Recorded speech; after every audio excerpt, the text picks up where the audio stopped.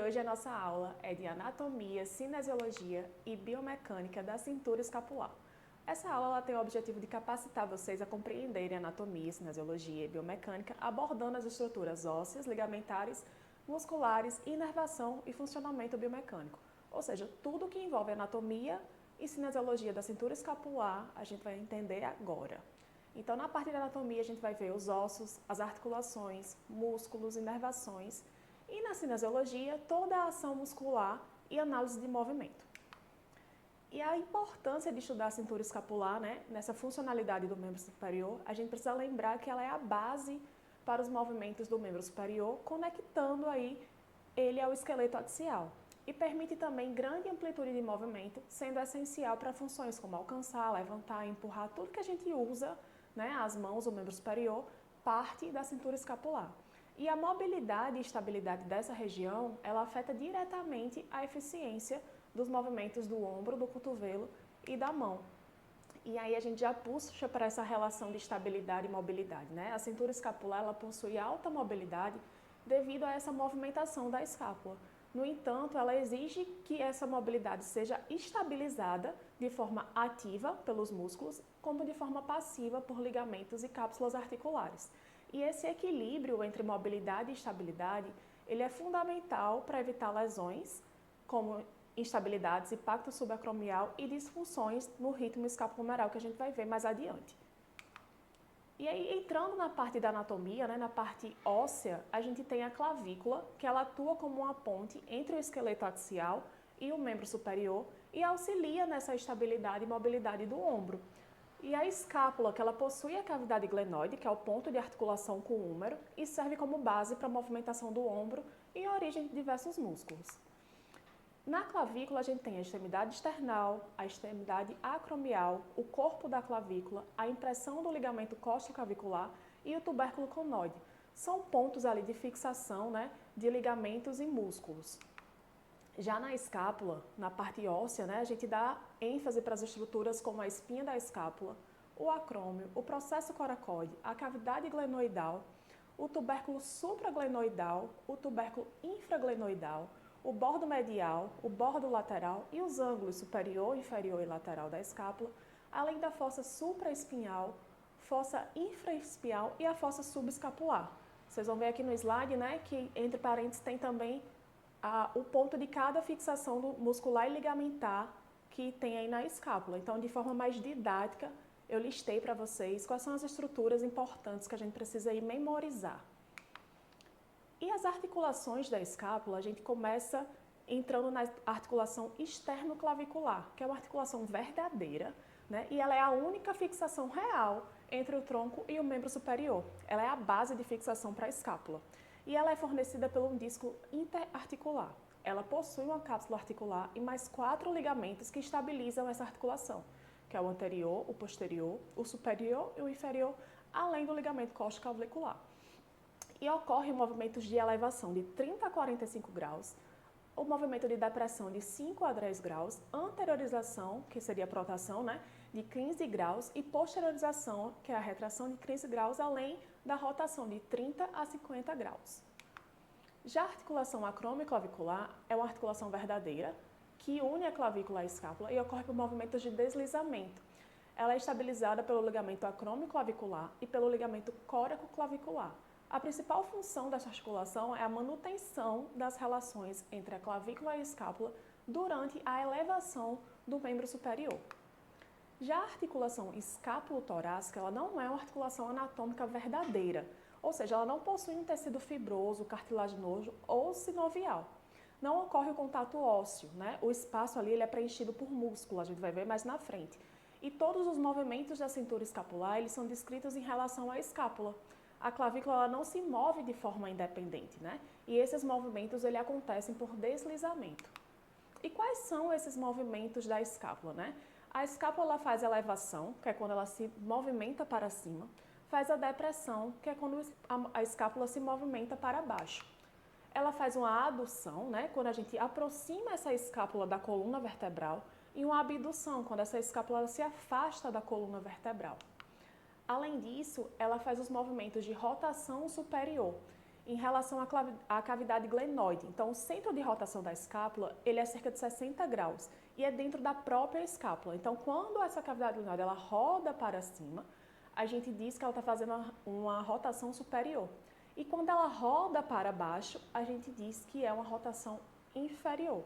A gente pode observar também pelo ângulo inferior da escápula, quando ele se movimenta, né, nos movimentos do braço, se essa rotação ela é superior ou inferior. É outra estratégia que a gente pode usar para memorizar e não confundir essas rotações.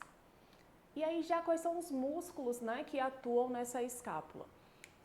A gente tem o trapézio, né? O trapézio é uma camada plana de fibra muscular localizada na parte superior das costas. Ele vai se originar ali lá no osso occipital, no ligamento nucal e nos processos espinhosos que vai de C7 até T12. E a sua inserção ou origem distal, né, é uma extremidade acromial da clavícula, acrômio e espinha da escápula. E o trapézio ele é inervado pelo 11º par craniano, que é o acessório espinhal, ele vem ali de C3 e C4. Em relação à sua estrutura, ele é uma lâmina triangular e a gente divide ele funcionalmente e anatomicamente em 3 porções. A porção superior, que vai do occipital e ligamento nucal ao acrômio e clavícula. A porção média, que ela é mais horizontalizada, indo de C7 e T3 até a espinha da escápula. E a inferior, né, que ela vem das vértebras torácicas até a extremidade medial da espinha da escápula. Já a ação do trapézio, né? O que é que o trapézio faz ali quando ele se contrai? O trapézio superior, ele eleva, roda para cima e contribui com a adução da escápula. Já o trapézio médio, ele vai aduzir a escápula e o trapézio inferior, ele vai deprimir, rodar para cima e contribuir na adução.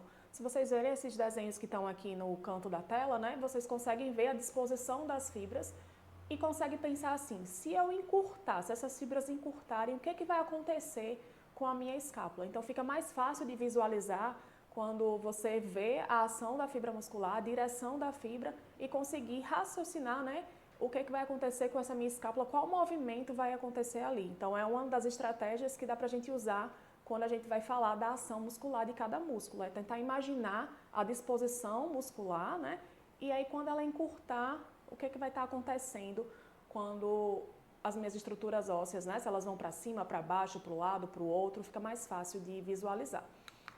E algumas considerações sobre o trapézio, né? O trapézio está ativo durante toda a elevação do membro superior, através de toda a sua amplitude de movimento, sendo maior nos últimos 2/3. E o trapézio superior ele mantém o alinhamento da cintura escapular e aumenta a sua atividade quando esse membro superior ele suporta algum peso. E a contração de todo o trapézio, ela aduz e roda superiormente a escápula. Então, se eu contrair o trapézio superior, médio e inferior, né, o que é que vai acontecer? Eu vou aduzir e rodar superiormente. Já a paralisia do trapézio, né, a abdução do ombro ela vai ficar limitada em torno de 75 graus e a cintura escapular ela vai ficar ali em rotação inferior, já que eu não vou ter mais o trapézio fazendo a rotação superior da escápula. Nosso segundo músculo do complexo da cintura escapular seria o elevador da escápula. É um pequeno músculo localizado na região posterolateral do pescoço, debaixo do trapézio superior. E a sua origem ela é exatamente nos processos transversos de C1 a C5. A sua inserção seria no bordo medial da escápula, próximo ao ângulo superior. E ele é inervado pelo nervo escápulo-dorsal, que vem ali de C3, C5. E a sua estrutura é um feixe espesso de músculo disposto paralelamente. Já o nosso próximo músculo seriam os romboides, né? Ele tem esse nome devido ao seu formato e está localizado debaixo do trapézio médio. E a porção superior é conhecida como menor e a porção inferior seria o romboide maior. A sua origem são nos processos espinhosos de C6 a T5. A sua inserção é no bordo medial da escápula e ele é inervado pelo nervo escapular dorsal, que sai ali de C4 e C5.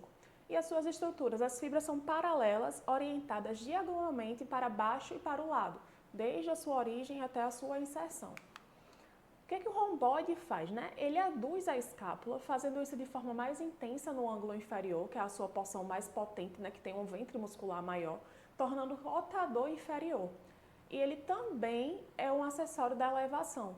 E na manutenção da postura, os romboides limitam a rotação superior da escápula, então ele mantém ali o acrômio deprimido.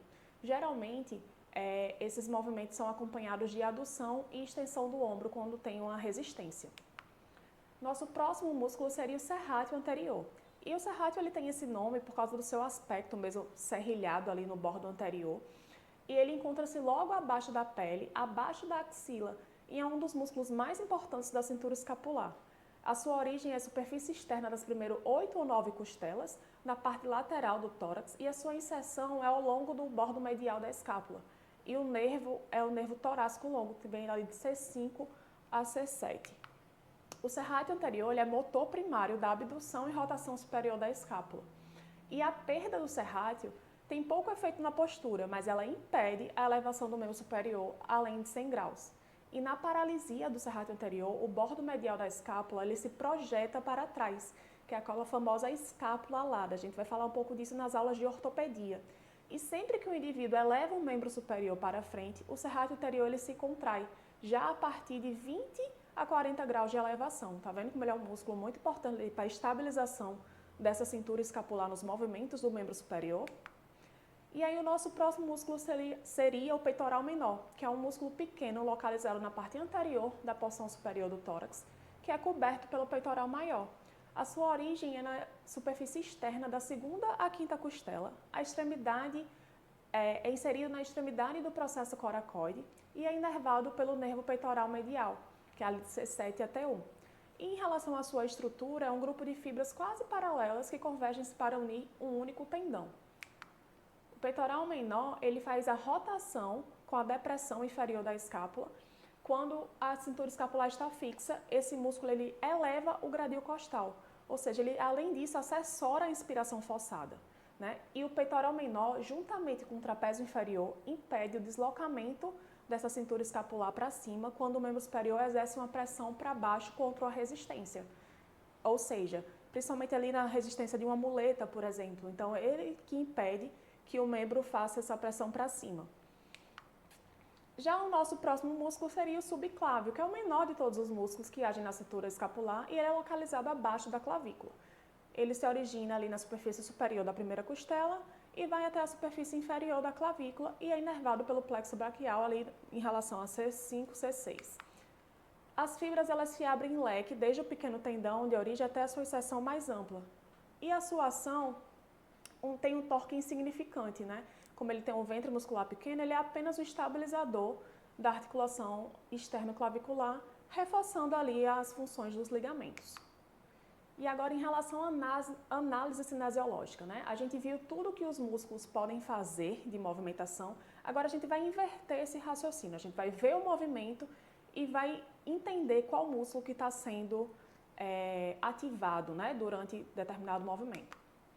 No suporte do membro superior, né? A única articulação verdadeira é a externo-clavicular. Então, no suporte da cintura escapular, ele é mantido por músculos como o trapézio superior e elevador da escápula, né? É uma atividade contínua e de baixo nível.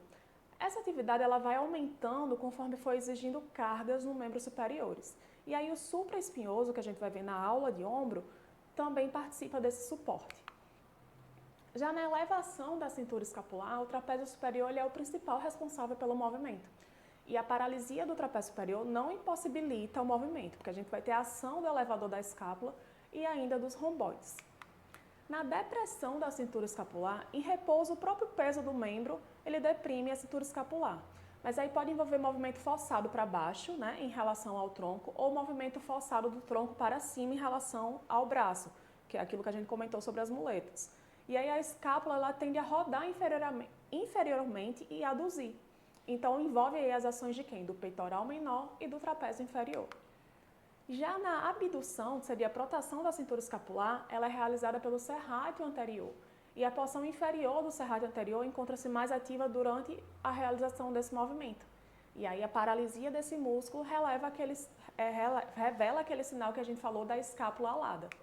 Já a adução, que é a retração da cintura escapular, ela é realizada por ação de quem? Do trapézio e dos romboides. A paralisia deste grupo, ela é revelada por deslizamento anterior da escápula. Então, quando a gente tem essa paralisia, aparece uma prega cutânea aqui, próxima à axila, é um dos sinais de paralisia. A rotação superior da cintura escapular, né? Quando o membro superior ele é elevado, a cintura escapular precisa rodar superiormente por ação de quem? Do serrátil anterior e do trapézio. E já o serrátil anterior ele parece ter maior participação na flexão de ombro e o trapézio na abdução de ombro. E a rotação inferior, agora da cintura escapular, os músculos mais importantes são os romboides. E quando a rotação ela vai além da posição vertical, o bordo medial da escápula, o peitoral menor também passa a atuar. E essa rotação inferior, ela ativa geralmente, ocorre quando há uma resistência, né, aos movimentos descendentes desse membro superior, no caso da adução e extensão. Então, quando esse movimento ele é tido com uma resistência, ela ocorre de forma mais ativa. E aí, lembrando alguns conceitos das sinergias acessórias, né? Que tem na nossa primeira aula. O trapézio superior e o trapézio inferior, eles aduzem e rodam superiormente, mas elevam e deprimem, respectivamente. Já o trapézio e o serrátil anterior, eles rodam superiormente, mas aduzem e abduzem, respectivamente. O trapézio e o romboide, eles aduzem e rodam superiormente e inferiormente, respectivamente. Já o trapézio inferior e o peitoral menor, eles são depressores e rotadores superiores, com adução e rotação inferior com abdução, respectivamente. E é isso, galera. Finalizamos a aula de hoje.